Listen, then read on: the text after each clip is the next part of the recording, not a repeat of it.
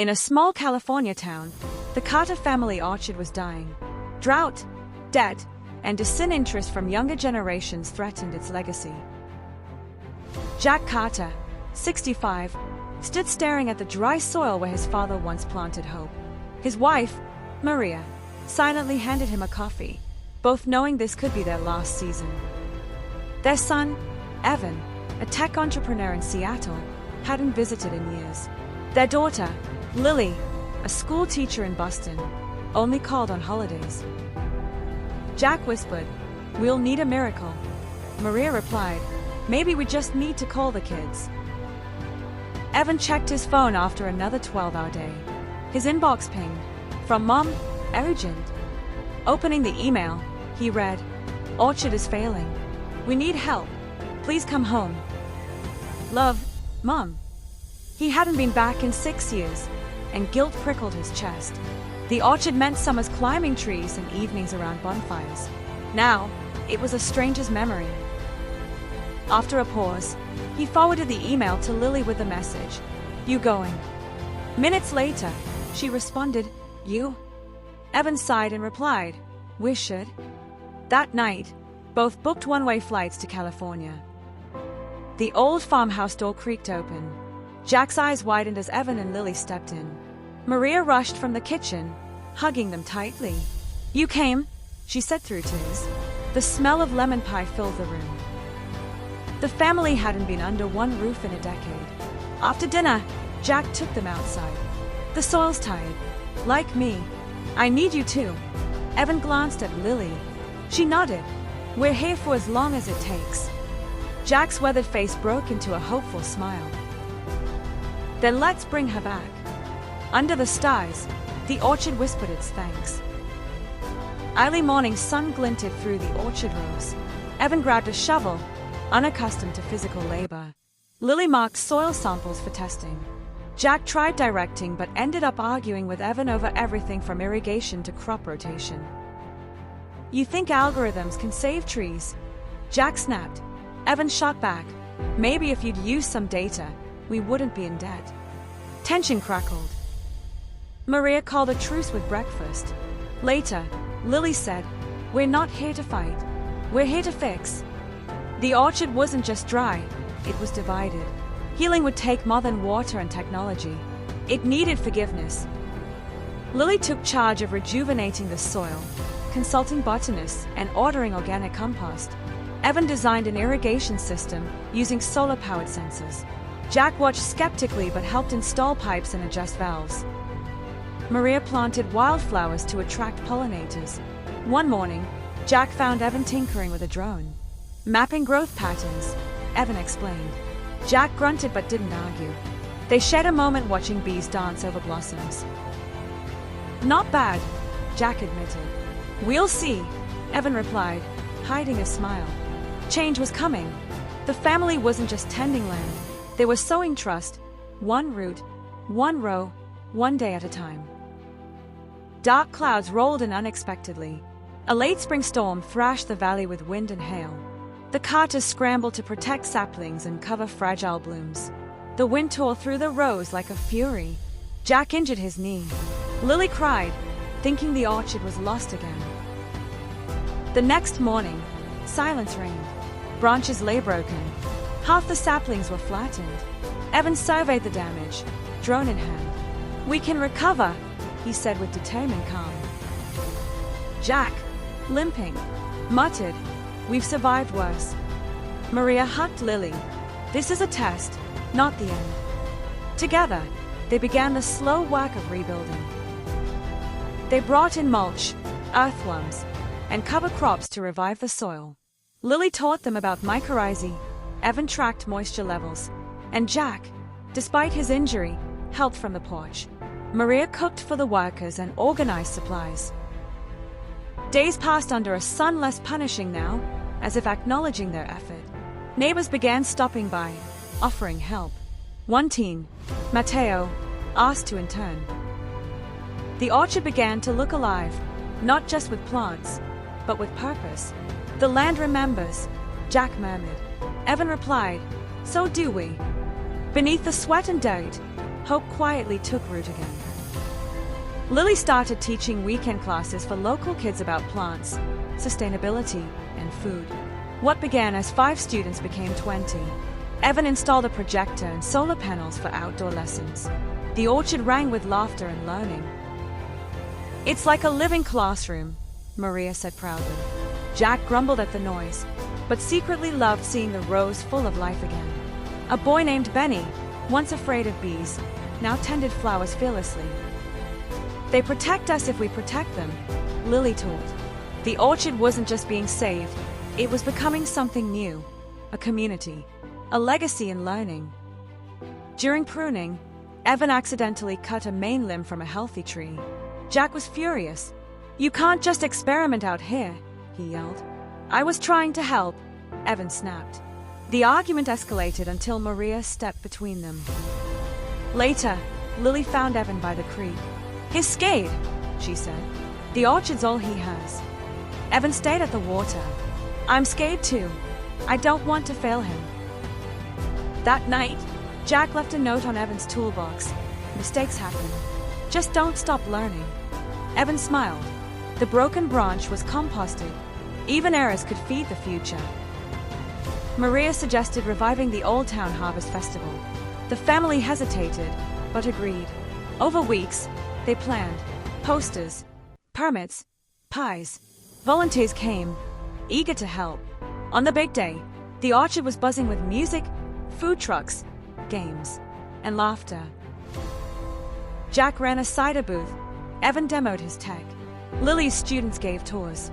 At sunset, Jack stood at the MIC. "This orchard nearly died, but it's alive because we came together." Cheers erupted. Maria whispered, "This feels like the beginning." Evan nodded. "It is." The orchard, once silent and forgotten, had found its voice and a new season of joy. A man in a suit arrived one morning, Mr. Langston, from the bank. He'd come to assess the land's value for foreclosure. Jack bristled, but Evan invited him on a tour. Langston saw the soil improvements, the student programs, the working tech.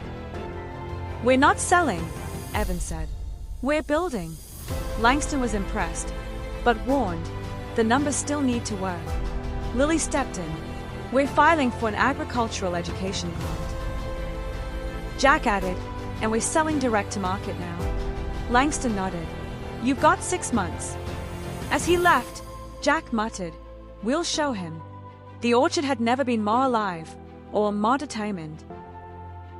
Lily stayed up late for weeks writing the grant proposal. Maria proofread, Evan added data, and Jack offered history. They submitted it with trembling hands. While waiting, they focused on expanding sales, farmers markets, an online store, even a school lunch program. Reviews were glowing. "Best peaches I've ever had," one teacher posted. Still, bills piled up. Jack sold old equipment. Evan downsized his condo. Lily paused her teaching job. Then, one morning, a letter arrived. Evan opened it slowly. "Approved," he read aloud. They stayed in shock, then erupted in hugs and tears. The gamble had paid off. A wildfire threatened the region.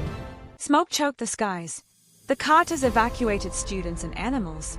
Jack stayed behind with Mateo and some neighbors to dig a firebreak. "We might lose it all," he told Evan on a crackling phone line. The fire came close but veered away at the last moment. The orchard was singed but standing. Lily hugged Jack tightly. "You risked your life," she cried. "So did this land for us," he whispered. That night, the family sat in the smoky twilight, grateful. The orchard had passed another test, and once again proved its will to survive. In the attic, Evan found a box of letters, his grandfather's journals, full of orchard notes, dreams, and family hopes. He read them aloud each night. "We plant not for ourselves alone," one entry read. Jack grew quiet, hearing his father's words again. Lily created a wall of legacy photos, adding her students' drawings. Maria posted recipes passed down generations. The farmhouse became a living museum. Visitors felt it too, a place where past and present held hands. "This isn't just land," Jack said one day. Its story, the orchard, wasn't only healing. It was remembering what it had always been. Evan invited his tech colleagues for a retreat. At first, they balked at dirt and bugs. But after building compost bins, harvesting peaches, and learning from Lily's class, something changed. "This is what innovation feels like," one said. They donated software, sensors, and a marketing platform. A local university offered a research partnership. Jack, skeptical at first, now led tours with pride. "See this tree?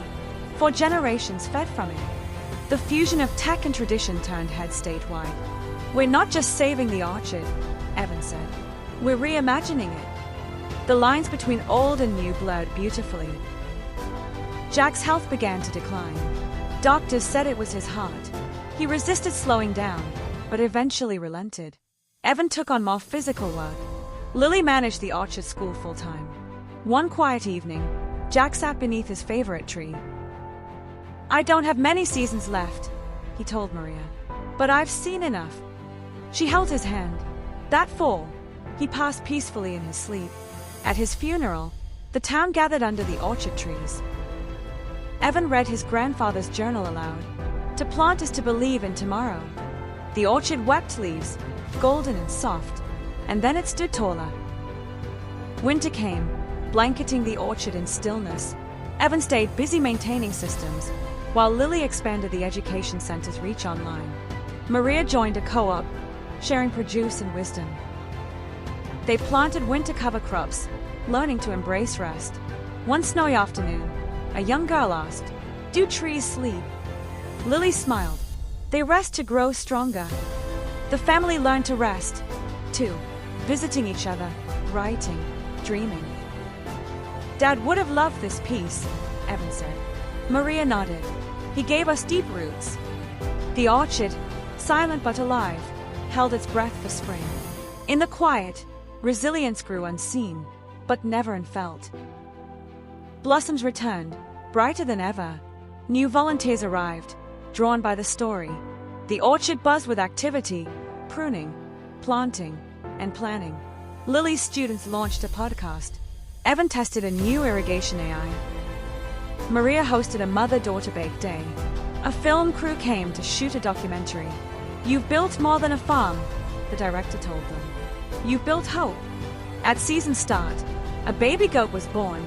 Lily named her Hope. Jack's favorite tree bloomed fullest.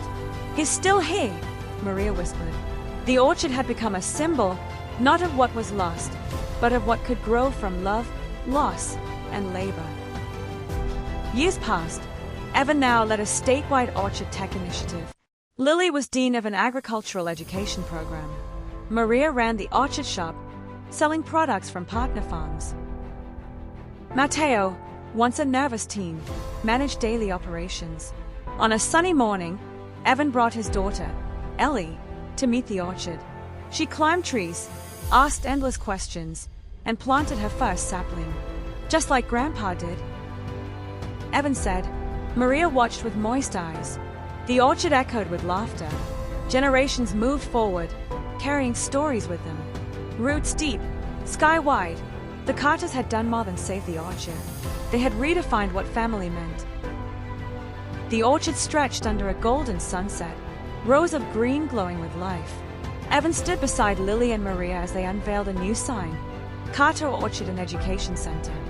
Beneath it read, "Planted with purpose, grown with love." Children ran past, parents followed, and the community gathered for the anniversary festival.